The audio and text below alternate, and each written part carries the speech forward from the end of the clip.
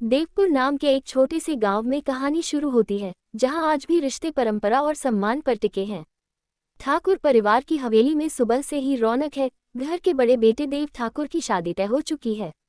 देव एक जिम्मेदार, ईमानदार और सीधा सादा युवक है, जिसने हमेशा परिवार की इज्जत को सबसे ऊपर रखा है। उसकी मां सावित्री देवी चाहती है कि उनका बेटा एक ऐसी बहू लाए जो संस्कारी और सच्चे दिल की हो। उसी गांव में रहती है पारो पार्वती, एक भोली लेकिन साहसी लड़की। वह गरीब है, पर उसकी आत्मा अमीर है। पारो अपने माता पिता के साथ खेतों में मेहनत करती है, सपने देखती है एक ऐसे पति के जो उसे समझे, न कि बस अपनाए। जब ठाकुर परिवार की नज़र पारो पर पड़ती है, सावित्री देवी उसे देखकर खुश हो जाती है। रिश्ता तय हो जाता है और पूरा गांव इस नए मिलन की खुशी में झूम उठता है।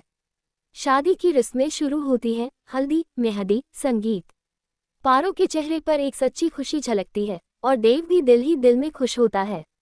उसने पारो को कुछ ही बार देखा है, लेकिन उस मासूम मुस्कान में उसे जीवन भर का सुकून नजर आता है। पर किस्मत की रीत तो यही है, जब सब कुछ सही लगे तभी तूफान आता है। शादी के दिन सब कुछ तय है, बारात धूमधाम से चल पड़ी है।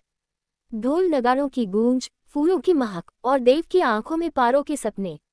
लेकिन ठीक उसी समय दूर एक सुनसान रास्ते पर एक साजिश रची जा रही है। पारो को अचानक रास्ते में कुछ लोग रोक लेते हैं। कोई उसे नशीला पदार्थ सुंघाता है और वह बेहोश हो जाती है। दूसरी ओर ठाकुर हवेली में मंडप सजा है और कोई नहीं जानता कि पारो की जगह कौन बैठी है। चेहरे पर घूंघट, शरीर पर वही लाल जोड़ा, सबको लगता है कि यह पारो ही है। शादी पूरी होती है, 7 फेरे लिए जाते हैं और देव की जिंदगी एक झूठ से शुरू होती है। पहली रात जब देव अपनी पत्नी से बात करता है, उसे कुछ अजीब लगता है।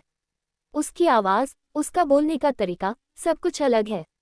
देव सोचता है शायद झिझक है, लेकिन दिल में एक बेचैनी बैठ जाती है। अगले कुछ दिनों में वह और उलझन में पड़ जाता है। ये वही पारो नहीं जिसकी आंखों में उसने सच्चाई देखी थी। 3 दिन बाद मंदिर के पास घायल और बदहाल हालत में असली पारो मिलती है। उसे कुछ याद नहीं कि क्या हुआ। लोग कहते हैं कि शायद उसे अगवा किया गया था। जब पारो घर लौटती है तो उसे पता चलता है शादी तो हो गई, लेकिन उसकी जगह कोई और पारो बनकर देव की पत्नी बन चुकी है। उसका दिल टूट जाता है। वह सच बताने की कोशिश करती है, मगर समाज और परिवार उसे झूठा ठहराते हैं। कहते हैं अब जो हुआ हो गया, औरत को अपनी मर्यादा में रहना चाहिए। देव अंदर से टूट चुका है। उसे एहसास है कि कुछ गलत हुआ है, लेकिन सबूत नहीं है। वो हर दिन अपने दिल और समाज के बीच झूलता रहता है। पत्नी कहलाने वाली औरत शालिनी असल में एक चालाक और महत्वाकांक्षी लड़की है। उसे सिर्फ ठाकुर हवेली की शानो शौकत चाहिए।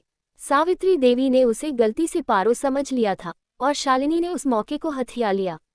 दूसरी ओर पारो अब गांव की पंचायत से लेकर अपने परिवार तक हर जगह न्याय की गुहार लगाती है, पर हर कोई उसे ठुकरा देता है। वो देव के खेतों में मजदूरी करने लगती है, बस इतना कि उसे रोज देव की एक झलक मिल सके। एक दिन मंदिर में उनकी नजरें मिलती हैं। देव के अंदर कुछ टूटकर जागता है, वही आंखें, वही मासूमियत। वह धीरे से पूछता है, तुम वही हो? पारो की आंखों से आंसू बहते हैं, लेकिन शब्द नहीं निकलते। उस पर देव सब समझ जाता है, लेकिन वह जानता है कि सच कहने के लिए उसे सबूत चाहिए। घर में शालिनी का राज चलता है। वह सावित्री देवी को बहकाती है, पारो हमें बदनाम करना चाहती है। सावित्री देवी भी मान जाती हैं। धीरे धीरे घर में जहर फैलने लगता है। देव की बहन सिया, जो दोनों को बचपन से जानती है, सच्चाई को महसूस करने लगती है। वह शालिनी पर नजर रखती है और एक दिन उसके कमरे में छुपा मोबाइल पाती है, जिसमें वीडियो है। शालिनी किसी आदमी से पैसे ले रही है और कह रही है, देव की पारो अब मैं हूँ। सिया सब देव को बताती है। देव के अंदर आग भड़क उठती है। वह इस बार सबके सामने सच्चाई लाने की ठान लेता है। पंचायत बुलाई जाती है, पूरा गांव इकट्ठा होता है। हवेली के आंगन में देव सबके सामने मोबाइल वीडियो चलाता है।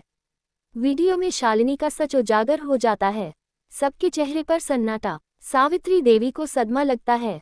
मैंने कैसे इस झूठ को अपनी बहू बना लिया। शालिनी भागने की कोशिश करती है, लेकिन गांव वाले उसे पकड़ लेते हैं। देव सबके सामने पारो का हाथ पकड़ता है और कहता है, ये है मेरी असली पत्नी। इसे मैं दुनिया के सामने उसका हक दिलाऊंगा। पारो की आंखों में आंसू हैं, पर उन आंसुओं में राहत है। देव पहली बार उसके सामने झुकता है और कहता है, मुझे माफ कर दो पारो, मैंने सच पहचानने में देर की। सावित्री देवी रोते हुए पारो से माफी मांगती हैं। ठाकुर परिवार टूटकर बिखर चुका है, लेकिन सच की जीत होती है। धीरे धीरे पारो हवेली में वापस आती है, पर उसके मन में डर है, क्या ये रिश्ता अब सच्चा हो पाएगा। देव हर दिन उसे भरोसा दिलाता है। वह कहता है, अब मेरा हर कदम तुम्हारे साथ है। झूठ ने जो तोड़ा, सच उसे जोड़ेगा। पारो धीरे धीरे पिघलती है। दोनों खेतों में साथ काम करने लगते हैं, हंसने लगते हैं। उनके बीच फिर वही पुरानी मासूमियत लौट आती है। इस बीच शालिनी जेल चली जाती है, लेकिन जाते जाते वह कहती है, देव और पारो को चैन से जीने नहीं दूंगी। इस एक वाक्य से कहानी में भविष्य के संघर्ष की झलक मिलती है। आखिरी 2 एपिसोड में देव और पारो मंदिर जाते हैं। वहां वे दोबारा साथ फेरे लेते हैं, इस बार बिना किसी दिखावे के, बिना झूठ के, सिर्फ एक दूसरे की आंखों में सच्चाई लेकर। देव पारो से कहता है, उस दिन जब तुम मेरी जिंदगी से गई थी, तब मैंने समझा था कि प्यार बिना सच्चाई के अधूरा है। आज जब तुम मेरे साथ हो, तो लगता है मैं पूरा हुआ हूँ। पारो मुस्कुराती है और कहती है, अब जब सच हमारे साथ है, तो कोई भी झूठ हमें अलग नहीं कर सकता। मंदिर की घंटियां बजती हैं, आसमान